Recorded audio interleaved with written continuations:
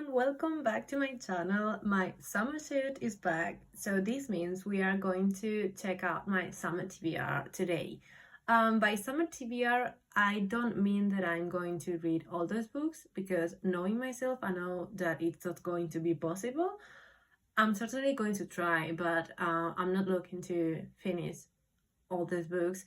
I'm just prioritizing those books because I feel like they're better read during the summertime. I don't know why, they just give me the vibes of summer. Maybe it's for the colors of the cover and for the themes of the book, I don't know.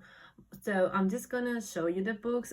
Disclaimer already, I don't really know much about them because, as you know, I prefer to go into my books blind, to not have expectations so that I cannot be disappointed if they don't meet them. So yeah, that's better for me. I don't know, I'm just gonna go ahead and show you all the books. So first of all, we have Yellowface by Rebecca F. Kwang, R.F. Kwang, but this is the name she uses for not fantasy books. So this is, I think, literary fiction and horror, and this is about a writer that, what it's called, supplants the identity of her writer friend that just died, and publishes the book of her friend and gets successful. And I think that she deals with, I don't know, she starts spiraling and going crazy all over the book. I don't know, I haven't read it, okay? So I will know after reading the book. So you can check back when I do, and I can explain better what this book is about. Next one.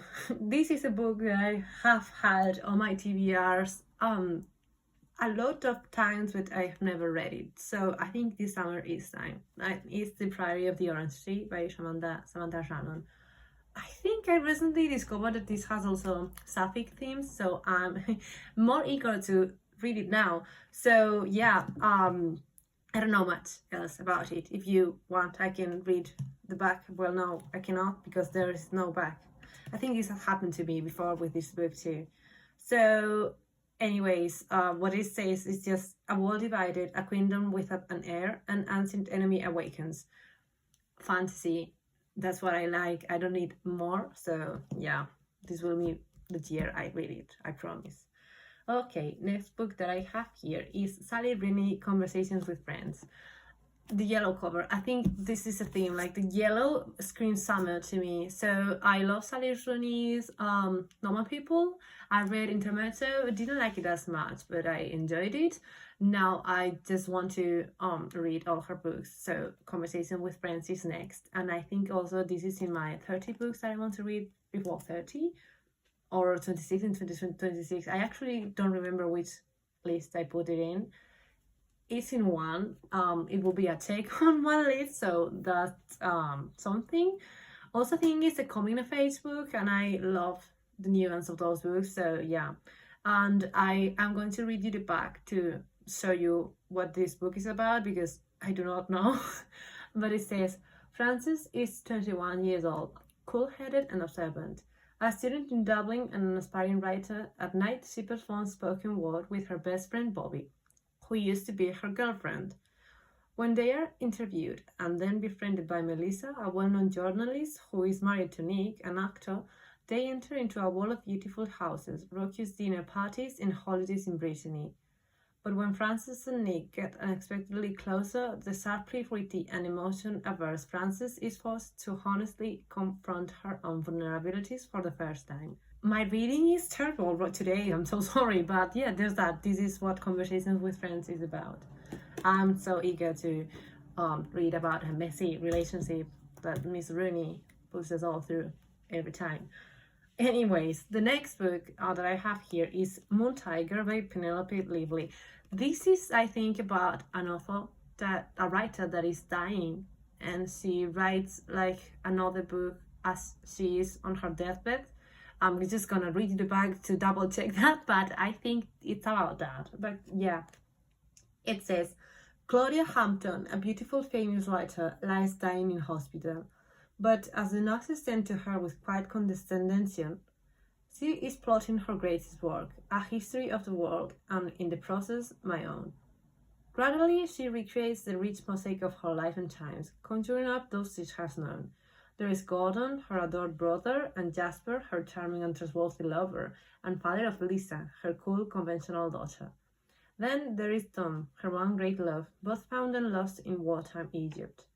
Penelope Lively's Booker Prize-winning lover weaves an exquisite mess of memories, flashbacks, and shifting voices in a haunting story of loss and desire. Perfect summer read. I love reading about writers. I don't know what it is, but it sounds really interesting. So yeah.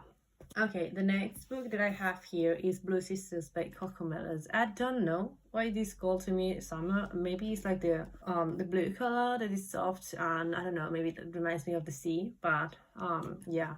Anyways, I also love the cover, and I love family drama, so there's that. And I know this book is about sisters, obviously, but yeah, I'm gonna again read you the back so you can be as knowledgeable as me as to what this book is about. So it says, the Blue Sisters have always been exceptional and exceptionally different. Avery is a straight-laced lawyer living in London, though she's keeping secrets that could undo her perfect life forever. Bonnie was a boxer turned bouncer in LA, but one reckless act has driven her out of the city. And Lucky's hard-partying ways are finally catching up with her in Paris. Then there was Nikki, the beloved fourth sister, whose unexpected death a year ago left the others reeling. When the three remaining sisters reunite in New York to attempt to stop the sale of the Tyhull home, they find that it's only by returning to each other that they can navigate their grief, addiction, and heartbreak and learn to fall in love with life again. This sounds so good. Sisterhood stories always get me, so also the mystery of the death of Nikki can also add a very interesting layer to the plot, so I'm excited. The next book that I have here is Dorothy Must Die. I think I'm just drawn to this in summer because of Kansas. I imagine Kansas like a big field, like gold with, what's it called?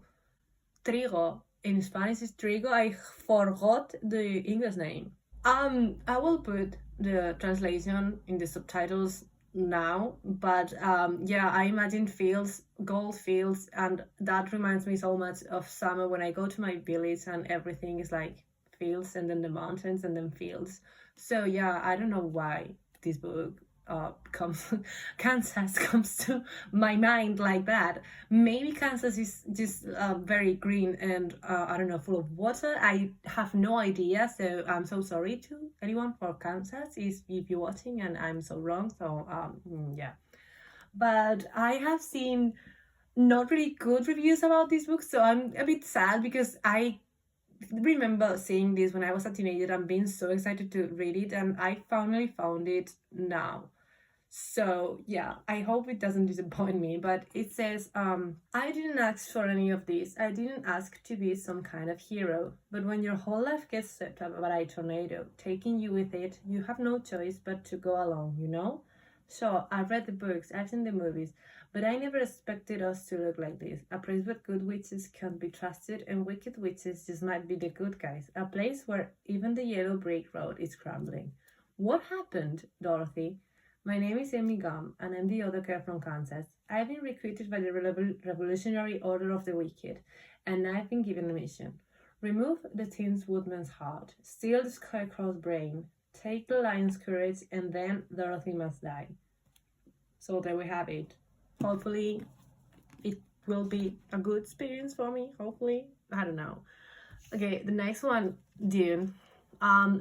This screams summer to me because the giant desert that this is placed in, and I'm not gonna go into detail about what this is about because I'm sure everyone has seen the movies. Science fiction, war, in a planet that is deserted and has giant worms that people from the Sand tribes ride. Yeah, typical wartime shenanigans in space, with a lot of evil lords and yeah, the Messiah, and yeah, I want to see how this is portrayed.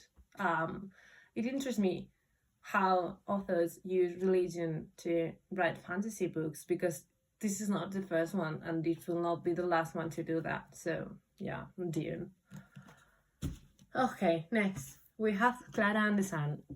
I'm sure you know it's obvious the sun, summer, so this is why I chose it. I know this is about like a robot, so I'm just gonna read you the back so you can know what this is about. So it says, from her place in the store, Clara, an artificial friend with outstanding observational qualities, watches carefully the behavior of those who come in to browse and of those who pass in the street outside.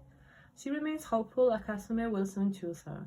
But when the possibility emerges that her circumstances may change forever, Clara is warned not to invest too much in the promises of humans. In the times that we are living right now with artificial intelligence and all that, I think this is going to be a very interesting read. So I'm excited to get to it. Okay, then we have Small Boat, and I know what this one is about because I have read a plot summary before. So this is about an immigrant boat that they call for help, and the person that picks up the phone is constantly dismissing them and not helping them, and it results, I think, in the people of the boat dying, I think. So then there's like the study of this person that had picked the phone, and I think we follow that person's thoughts and life after that. I don't know, I'm just gonna read it back to make sure, but okay, not the back. Okay, here we go. In November 2021, an inflatable dinghy carrying migrants from France to the United Kingdom capsized in the channel, causing the death of 27 people on board. Despite receiving numerous calls for help, the French authorities wrongly told the migrants they were in British waters and had to call the British authorities for help. By the time rescue vessels arrived on the scene, all but 2 of the migrants had died. The narrator of the fictional account of the events is the woman who took the calls. Accused of failing in her duty, she refuses to be held more responsible than others for this disaster. Why should she be more responsible than the sea, than the war, than the crisis behind these tragedies? A shocking moral tale of our times, Small Boat reminds us of the power of actions to illuminate our darkest crimes. These, again, in the times that we are living right now, I think is really important, and it studies a reality that is happening right now. So I think it's gonna be a very interesting read. And yeah, and then I have Legendborn, and again another book that has been in my TBR many times and I have not read it yet, and I promised myself I was gonna read it, so I'm gonna read it. I'm gonna read it this summer, and I love, you know, fantasy or young adult dystopian where we have these rebels that fight against an empire, presidency, whatever, a government. So I think this is something about that. I don't know, I'm gonna read you back, but I'm excited to get to it. It says, after her mother dies in an accident, 16-year-old Bree Matthews wants to escape. A residency program for bright high schoolers seems like the perfect opportunity until she witnesses a magical attack her very first night on campus.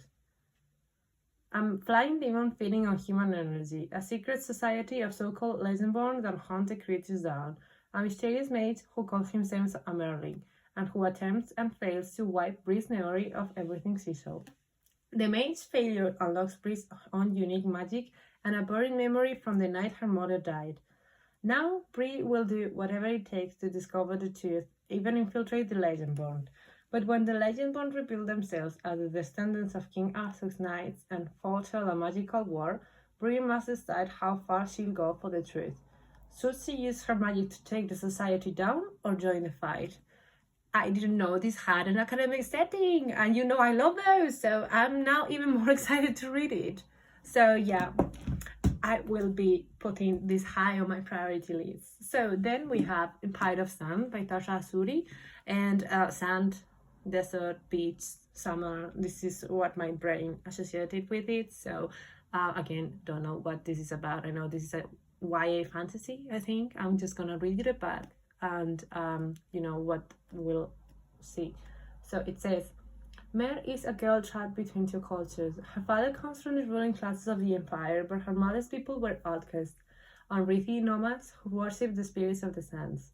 Caught one night performing these forbidden rites, Mer is brought to the attention of the emperor's most feared mystics, who try to force her into their service by way of an arranged marriage.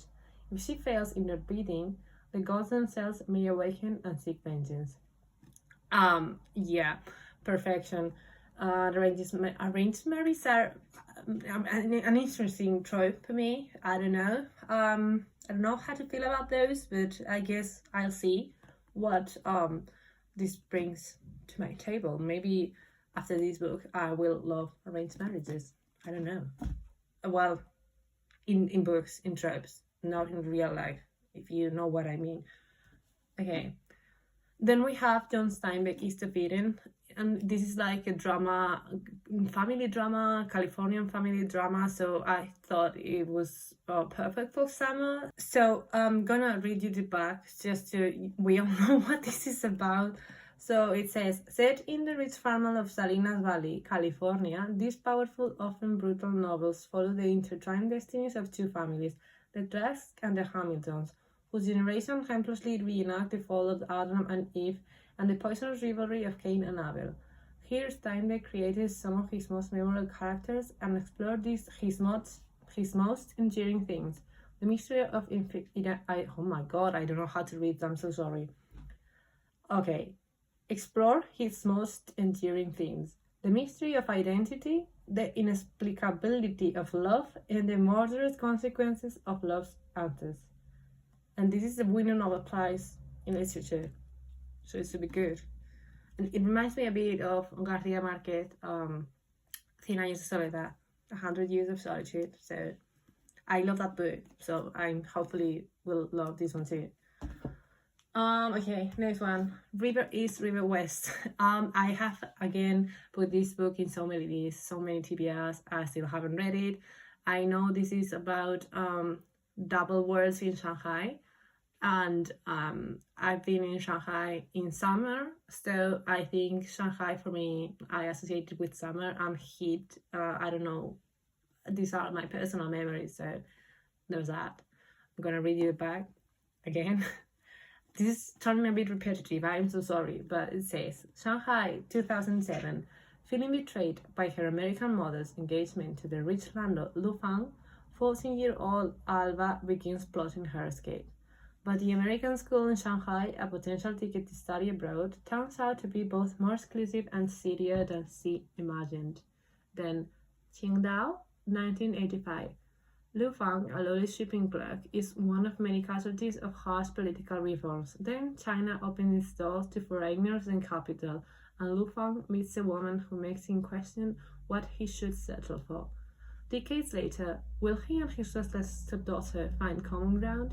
A mesmerizing reversal of the East-West immigrant narrative set against China's economic boom. River East, River West is a profoundly moving exploration of race, identity, and family, of capitalism, false promise, and private dreams.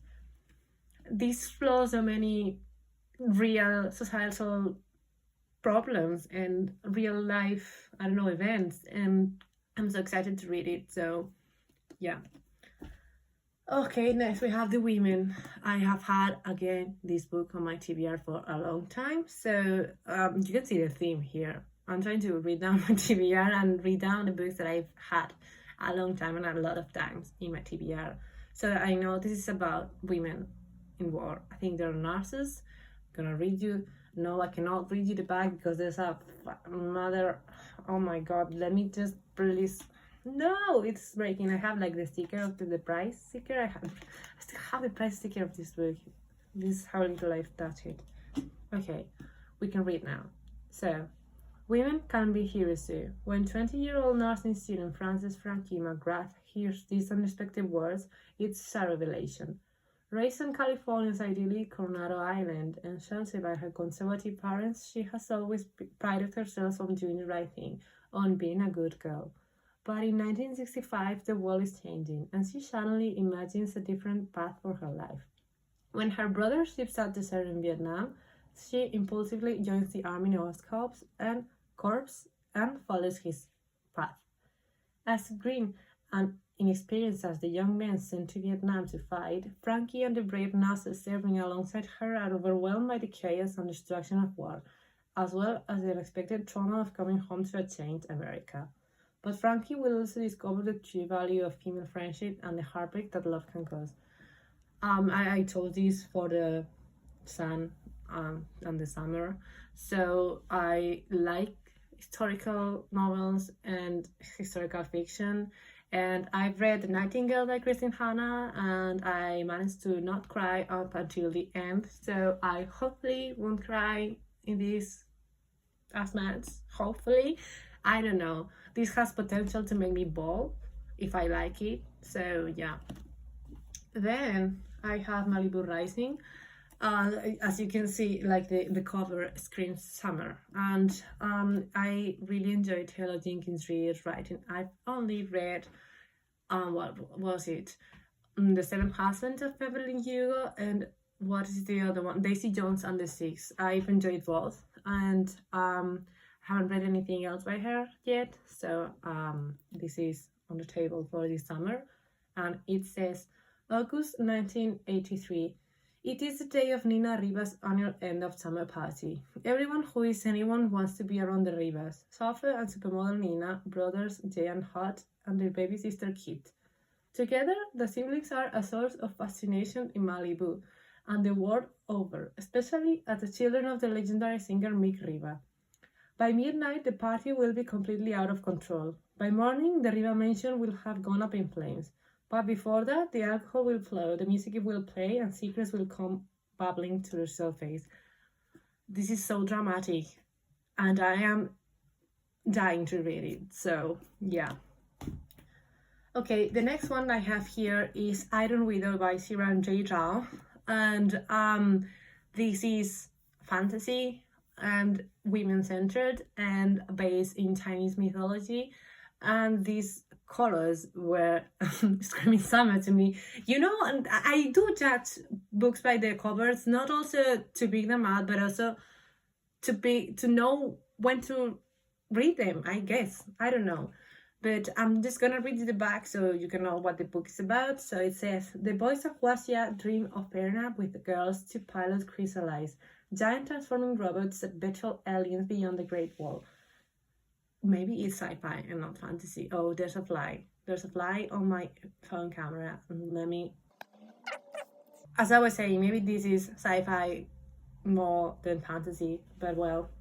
It says, it doesn't matter that the female co-pilots are expected to serve as concubines and often die from the melting strain.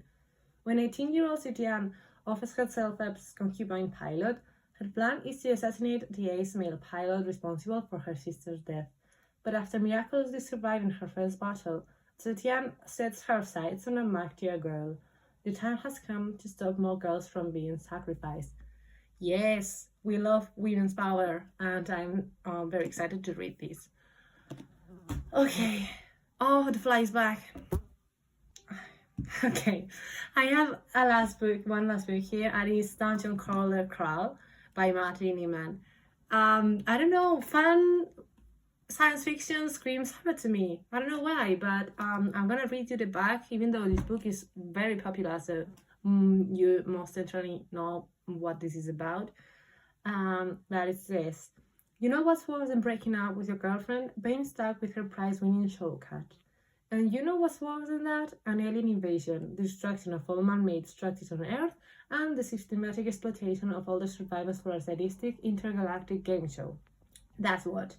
And now, Coast Guard veteran Carl and his girlfriend Scat, Princess Donnet, must try to survive the end of the world, or just get to the next level, in a video game-like trash-filled fantasy dungeon. A dungeon that is actually the set of the reality TV show with countless viewers across the galaxy. So not only do they have to stay alive, but they also need to earn ratings based on their performance. Exploding goblins, magical potions, deadly drug-dealing llamas. Okay, wait, because I have the sticker on this. I cannot read the last sentence. Let me check again. Wait. Have it out. Okay. Yeah, it says, this ain't your ordinary game show. I'm very excited for this book. I'm super excited. So hopefully I will read soon. Anyways, these are all the books that I had. I don't know, I never counted them, so hopefully I can at least go through 10 of them this summer if I'm being very generous with myself, maybe 12. I'm counting summer until September, so maybe more, maybe 15. 15 could be a reasonable goal, I don't know. let's not get ahead of ourselves. So here are all the books that I want to prioritize this summer and from where I will choose my TBR for each month. So hopefully you can get inspired and create your summer TBR too with these. And thank you so much for being here. If you have read any of these books, let me know in the comments below which one you liked best and which ones you think I should prioritize more. So again, thank you so much for being here. Hopefully I'll see you in my next video. Bye.